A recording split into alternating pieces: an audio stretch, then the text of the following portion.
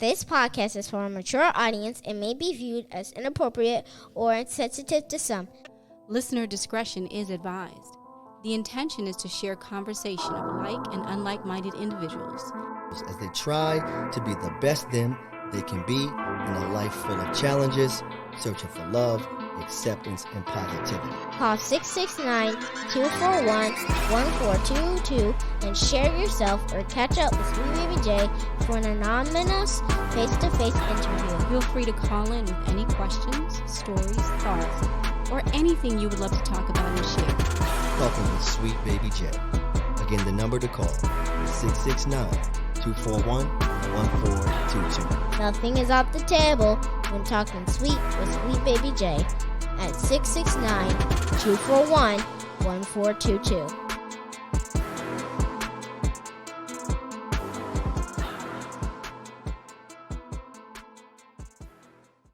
That way I ain't breathing on it. Well, we're recording. Ladies and gents, how you guys doing out here? You're talking with Sweet Baby J. We're just here at the good old Lake Eola, I think one of the more beautiful parts of Orlando. It is a beautiful park. It is. It's one of my main hangouts. There you go. We got this young stallion here. You know, he came on. Thank you for that. There you go. We're here in Lake Eola. I told him what the show's about, being the best you that you can be, the relationships that we've been through to get here, where we are in life. And he said, you know what, I might have some things to share with you. So let's talk about it. And, I asked him, love Lake Eola. I said, where do you live around here? What did you say? I am homeless. He is homeless. But I am full of joy and happy because I walk with the Lord, brother. See that? You see that? And you know what's crazy? There are people out here that will sell their soul to have a portion of that feeling, and they'll never achieve it. Amen. You will never be satisfied in life until you have a relationship with Jesus Christ. Yeah, there you go. Brother, I mean that truthfully with all my heart. I would not be able to survive out here without him. Wow, so I could see that. So how is it being homeless, like in Orlando? Are you originally from Orlando? No. Where are you from originally? Missouri. Missouri. Yeah. You were not homeless in Missouri, were you? No, I was not. Oh, okay. So how do you care to share? Like how did this happen? How did you get here? 16-year marriage fell apart. Wow. But before that, I lost my father right before my 15th birthday. Unexpected. He was my hero. Mm. He was Superman to me. Yeah. Most fathers are. For a lot of us, we see our fathers as this godlike figure. Yeah. And then, to lose, I could only imagine that would be crushing. Well, and I felt cheated. Here, he passed away on the 25th of August. His birthday, exactly a month. His birthday is September 25th. My birthday is the 3rd of October. Here I am, 14 years old, just becoming of age for father to start learning me about life. Yeah. And I felt cheated. And changing brakes and all that stuff, learning, I was out there. Dad was a driveway mechanic. Yeah. We had 3 vehicles and a camper trailer. He took us on vacations all across the country. Very unexpected. So you had a strong relationship with your dad. Yeah. And was it a medical issue? Or? He went in for a it wasn't a threatening, possible death operation. The portion of his pancreas was infected. And I believe there was malpractice. A blood clot hit his heart after the operation, and he was in intensive care. Never recovered from that. No, he passed. Blood clot hit his heart, and that, Wow, that's crazy. I'm sorry to hear. And that, it's something never got over. I've been carrying the grief. That was. Do you feel that has caused like a huge amount of mental issues for you, or is it like? Well, depression. Emotional. Yeah. you know, I've dealt, you know, I was very depressed. I was angry. I blamed God. And it wasn't God. It was alcohol. My dad enjoyed his beer. Oh, he was a big drinker? He enjoyed, but he was functional. Ah. And he was non-abusive. My father never disciplined. I mean, mother, she was the one that gave us the whippings. But, Yeah, somebody has to do it.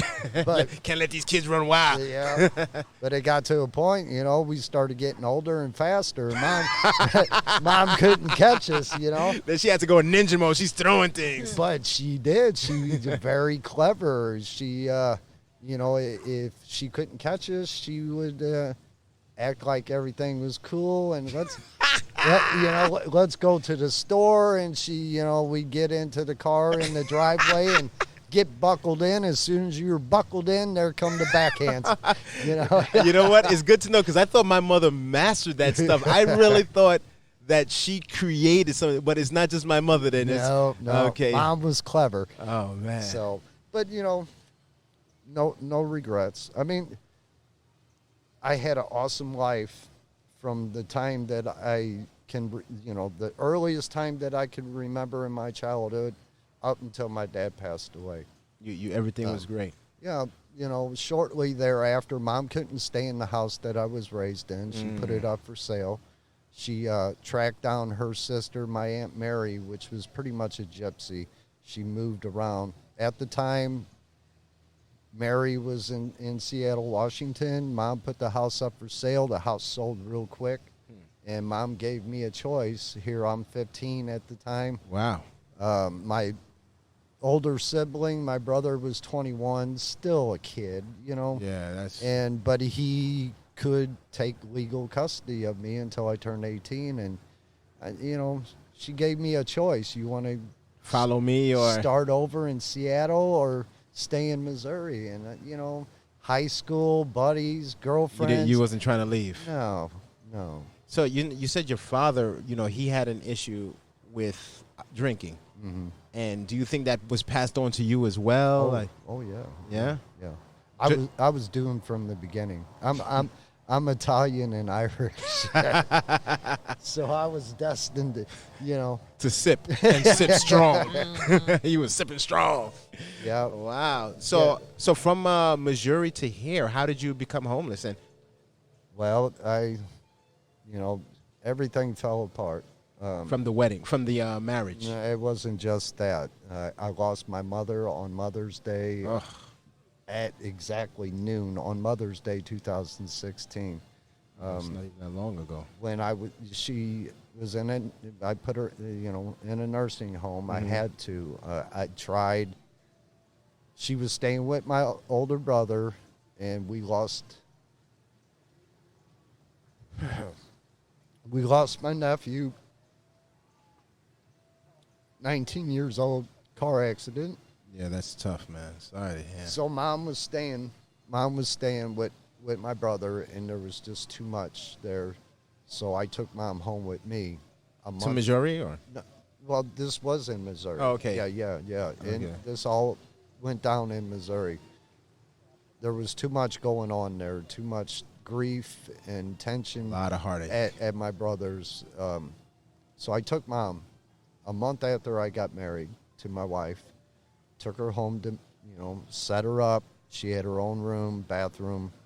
It doesn't sound like the wife was really too cool with this. No, not until my mom got in and started rearranging the kitchen. That was, and I told Mom, she was like, I just want to help, you know, and I was like, Mom, just relax, you know. Sometimes the help is not help. I Right. know all that, you know. I know how that can be. It's like, if you really want to help, do nothing. Right. I know that very well. But, you know, my mom being full-blooded Irish, you know, very hard-headed and opinionated, and it just didn't work. And God provided. She was granted a benevolent fund that, you know, people that had passed away at the nursing home that willed money to the nursing home. And, yeah, she's on Social Security, so, yeah, of course, they took majority of her check, and the rest came from the benefits. from the fund, and it just left Mom with a small portion of money to do what she The wanted. little with. things what But- she wanted to do. But God granted that. He blessed her with that. But, you know, like I said, So the relationship between you, your mom, and your wife, that in itself could have. I can see that being a strain because there was a point when I actually moved back into my parents' house with my wife, and I was like, "Ooh, okay, I think we got to move back out." Yeah, and with a child, you know, it was, and my parents were, you know, really like, "Yo, come," but you know what? When there's a difference in personality, you know, when just a man and a woman come together, that's tough. Yeah. So when you have a man, a woman of different personalities trying to make it, and then you put other personalities in that, it's quite a cocktail. yeah. It's sometimes a Molotov cocktail, Yeah. and I can see where it can not work out at times. It don't, for the most part. Yeah. So then with how did you get here? That's what I want. How did Well, it? There again, it was no more than, it was like 2.5 months after Mother passed. My best friend decided life was too hard for him. Oh, So he waited for his kids to go to school and put a gun to his head. sheesh. So on top of losing Mom, Ugh. losing my best friend, I was quite a case.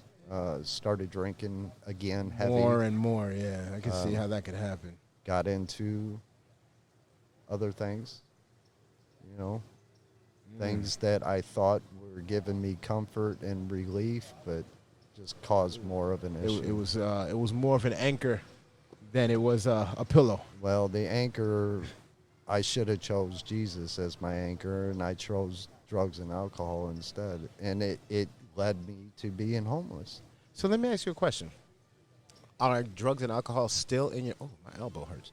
But is drugs and alcohol still a part of your life right now, or? I drink a little, nothing like I used to. I used to drink anywhere from 18 to 24 beers a day. Only And- beer?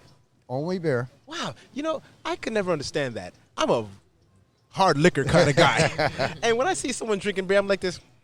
Well, there again, I mean, They add up. it wasn't just me drinking. The wife was drinking heavy, Oh, okay. So was dealing with fibromyalgia and depression from losing her job. life. Shortly after we got married, I mean, when we met at a fair, at a concert. After the concert, I was standing there smoking a cigarette, and I hear, "Do you have an extra?" And I turned around, and there she was. Was there a halo like over her head? and went from there. But shortly after we got married, I mean, we had maintained, but we, you know, smoking marijuana, drinking beer. She liked wine. She liked the marijuana. We were together for 7 years. I don't know. Wine and marijuana just sounds like such a comforting. It just sounds so relaxing, and I don't even smoke, but it sounds like. But Yeah. it is. Anyway, yeah, she put it all down. The cigarettes, the tobacco, the alcohol, the marijuana, she just quit cold turkey and maintained that for nearly 5 years. Is it something? Did you ever try to go cold turkey, or? I was still grieving. Yeah, dealing with the tough times. You were just dealing. I was just floating through life, you know. I can see how that could really be the case for a lot of people. You're not the only one out here like that. You know, it's Oh no, I it's know. it's tough. Life is full of challenges. It's really about how we get through them. Yep. But you're still in it. By the grace of God, I am. You ain't lying. You ain't lying. If it wasn't for His mercy being renewed for us every day, I wouldn't be here. That is 100% the truth. Because after, and I don't say this, and I'm not talking to you. I try to educate my fellow homeless people. I mean, there's a lot of them out here. Florida is a populated Oh yeah, the weather's good. state for The weather's good. Right. right. I mean, that was the reason why when I decided to leave Missouri, it was in the middle of October of 2018. Winter was coming up. I worked for a food manufacturer, and I was second shift lead over shipping and receiving, and production. When the product was produced, it went to the freezer, and the freezer was maintained at minus 10, in between 10 to 15 degrees.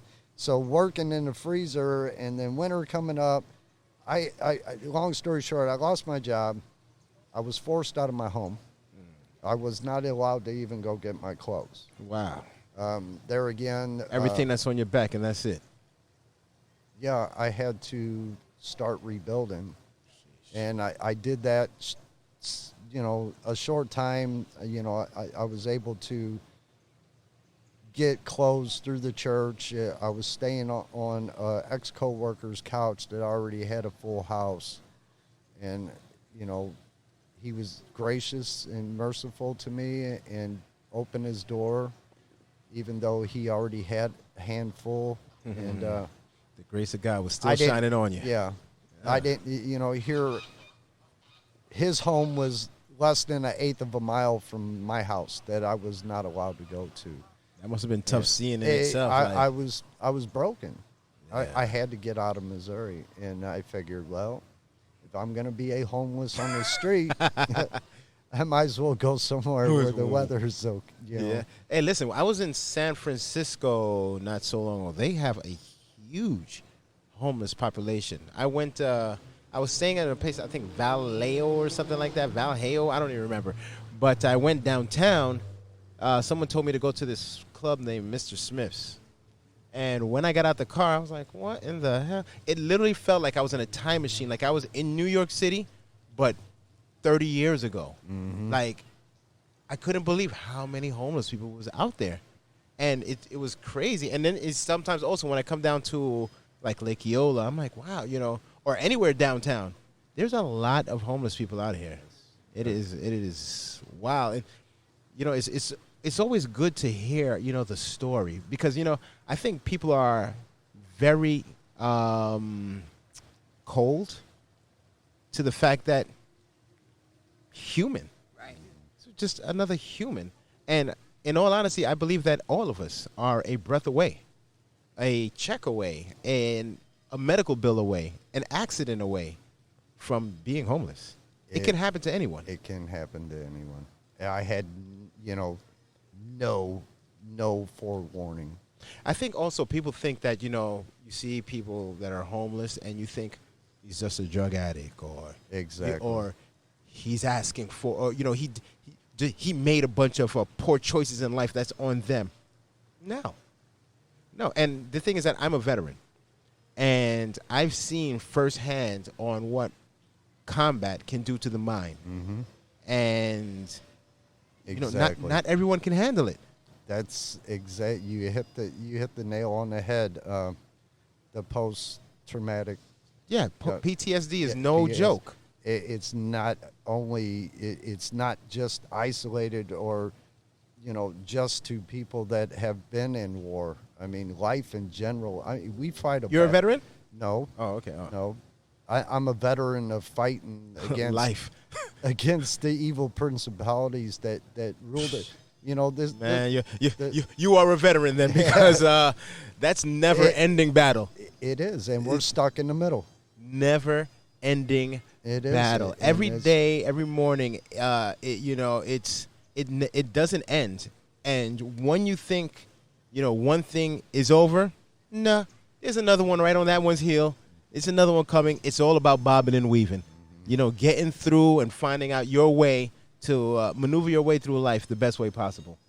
I mean, and that's just my mindset. You can tell me what you think, but that's me. Well, I've given myself over to Christ and filled with the Holy Spirit, and that's who leads and guides me. I've been on the street for over a year and been struggling to find work. And I just been praying and being patient. Patience can be a very difficult thing to master. Patience, and God does things on His own time. You ain't lying. And God only acts on faith. If you have no faith, you have no blessings from God. That is truth. And when, And never block your blessings. right, I mean, you can pass them up. Just, Yeah. there'd be blessings right there for you. But if you don't have faith and truly believe with all your mind, heart, and soul, it passes you by. You're a great spirit. You are an absolutely great spirit.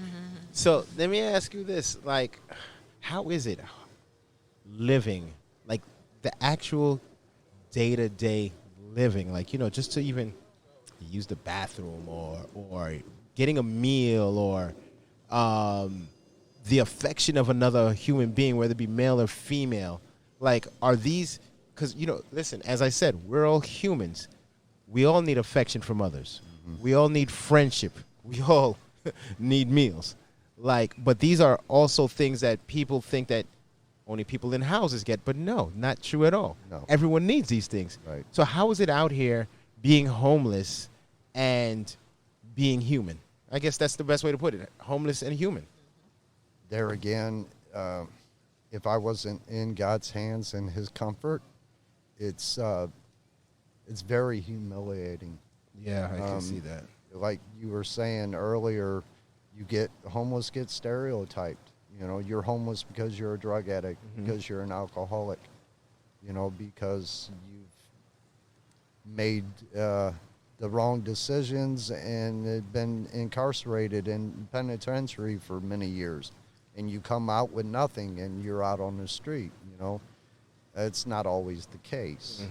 It isn't always the case. Yes, drugs and alcohol played a big part in me becoming homeless. Does it ever go the other way, in which someone becomes homeless, or you would know more than I would have, maybe from other people out here, where someone would become homeless and then venture into drugs and alcohol? Oh yeah, there's many people I've met that Never did drugs and then. right, exactly. And when they hit the street and they can't handle it, that's where they find their comfort. But all that does is it just causes more issues. So it really is a life of comfort. You know, sometimes they- comforts are bad, sometimes they're good. Look what's going on in Cuba with the earthquake. I didn't educate me. I don't know what's going on. I didn't. Well, earthquake, and it's destroyed thousands of homes, and there's families that are living on the street just like that. Yeah. In a blink of an eye, it was all taken from, and it wasn't because of drugs and alcohol Yeah. or bad decisions. It was because of Mother Nature, or the nature, the weather. That alone can put somebody out on the street. And even though America is prone to being heroes and rescuers and sending troops and to rebuild, but it all takes time. Yeah. And And money that doesn't Right. always reach where it's supposed to reach. so yeah, I mean, I've met people that have been put out on the street due to circumstances just because of an earthquake or a hurricane or a fire. You know something, for me, right? When I was in Iraq, we would do missions from Iraq to Kuwait, and we would actually sleep out in the field. And we had no tents or anything like that. We would actually sleep a team of three. One person would sleep. I slept on the bumper of the Humvee. The other guy slept on the tail, and sometimes, sleep on the top. And being out there in the middle of nowhere, in the elements, we drank the water that we had. Iraq gets really hot. So the water was, I can't say room temperature, but out there temperature. Yeah. So it was like tea, hot tea. And, it was crazy. And here I am, and I wasn't homeless, but I felt like I was living homeless. We were really out there struggling to survive. And it was definitely very, it put me in a place to say, you know what, I'm out here, and I'm actually getting paid to be out here. I'm in war, but I'm paid to be out here. But there are people that don't have a choice. Right. It's, I have it's a weird respect for homeless people, just knowing the craftiness that it takes to just survive. I don't know if the word is crafty. I may be using the wrong word, but it takes a lot just to survive.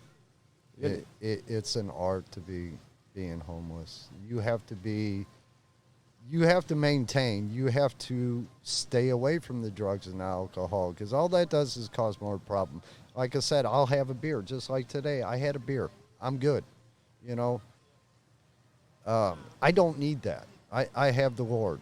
Yeah, I know I'm in His hands. I'm in the Creator of the universe's hands. I know He's got my back. You know, even though, yes, there are times when that's when it gets me. It hits me the hardest is when I go try to find a safe place to lay my head. That's when it hits me. That's, you know, when I have to lean even more on God. Just looking for a safe place to lay your head. And safe people to be around. Yeah. I've experienced a lot of craftiness, like you said,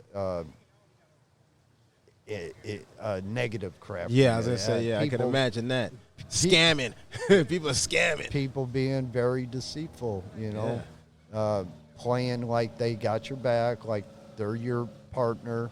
I mean, it's good to have a partner, but it's very hard to find somebody. That's truly. Right. Hey, I say trust people as far as you can throw them. The more they weigh, trust them less. I've had to, you know, when I left Missouri, I had a huge hiker's backpack full of everything I needed. That was taken from me because I thought I could trust a person that I befriended, and he waited for me to go to sleep, and I wake up and everything I had was gone. Never seen him again. Nope, never seen him again. And here I'm left with just clothes on my back and had to rebuild again. Down on your luck with nothing, and then someone takes the very little. Unfortunately, that's some of the mindset. You know, some of the homeless are lazy, and they don't want to work, and they don't want to try for themselves. They rather take from others, you know. If they see you have something, they'll take it. It's a dog-eat-dog world. It's happened 3 times to me, you know. And you can't tell when it's help from harm. Yeah. There's no telling help from harm, huh? So, you know, you need to be aware. So how do you find like safe? I know there are like shelters and stuff like that, but are those even safe? Well, there's stipulations, there's restrictions. I mean, to go to, I mean, I've been in shelters, and it's like being institutionalized. It's like, you know, it's got that, you know, being locked up type of atmosphere. There's a lot, you know, there's curfews, there's restrictions, you know, there's rules. You know, it isn't like being in your own home. Yeah. So, it's not a comforting environment. And there again, you still have to stay on guard. You know, you're not safe. You're not safe, you know. I feel, unfortunately, I mean, I've done the shelter thing, and I prefer to be out on the street opposed to there. I've heard because it's more concentrated. You know, you've got 50, 60 homeless men all in one area, and I'd easily say 80% of them, like you said, you can't trust them as far as you can throw them. So what about for females out here? Because, you know, you're talking about it from a male's perspective. What about for females being homeless? Like, do they come and, you know, latch onto the guys and looking for protection, or are they just as bad? Well, my heart goes out there. I mean, I don't want to stereotype, you know, I've seen it. It can work both ways for a female, but it is it's harder for a female, definitely. I mean, yeah, they have a choice. And, of course, if they make that decision, they can put themselves out there for the money. You know what I'm talking about. Yeah. And that just puts them even further in harm's way. Talking about working for Publix, right? Yeah. Yeah. In the public. In the public. You know? But there again, you know, I've seen it. And Yeah, that's a hard Yeah, way to there's go. some that try to seek protection. They feel out homeless men as far as if they can trust them for guidance and protection. Matter of fact, there was a 73-year-old homeless woman that my partner and I were watching over, and she finally got into the coalition just yesterday. And At she's got 73. 73 years old. Wow, how out long was here she on this homeless? street. I'm not for sure. I know it's been a little while. Damn, yo, 73. You could only imagine all the health issues that come with that. Well, because she's got health issues, Yeah. and I'm like, Cindy, why are you out on the street? She come from another state, and she has a retirement, and she's getting disability, but there was an issue as far as her health care being transferred from where she came from to here. That finally happened yesterday. yeah. So she's good.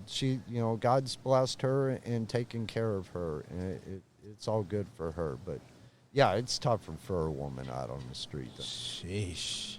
I wouldn't want to be a woman out on the street.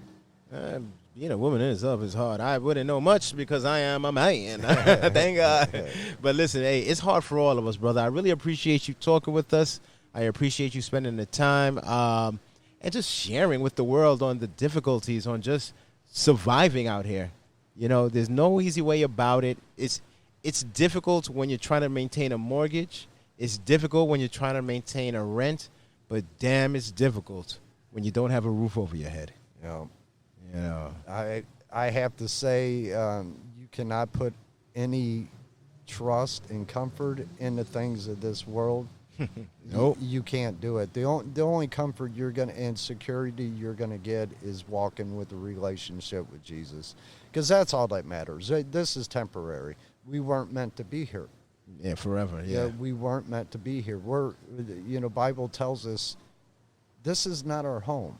This isn't our home. And I truly believe that. And I know in my heart, in my mind, in my soul, there's going to be a day when people that have and recognize and have a relationship and believe that Jesus died for their sins and that he is an advocate, a savior, a redeemer for us, you're going to be in his kingdom, and it's going to be glorious. That's how I live. Listen here, we're going to end it on that note because right. this is how he's living, and I like it. Listen, you're a good spirit guy, man. I'm wishing the best for you, brother. Yes, brother. I'm wishing the best for you. Well, I hope I entertained a little bit. You were quite entertaining, and beyond entertainment, you gave education, which is better than entertainment. Yeah, that's what I was hoping for. Have a great one, man. Yeah, you too, brother. All right, once again, you ladies are listening to Sweet Baby J. You can always call in for an anonymous interview. 669-241-1422. Thank you for that. Stay great.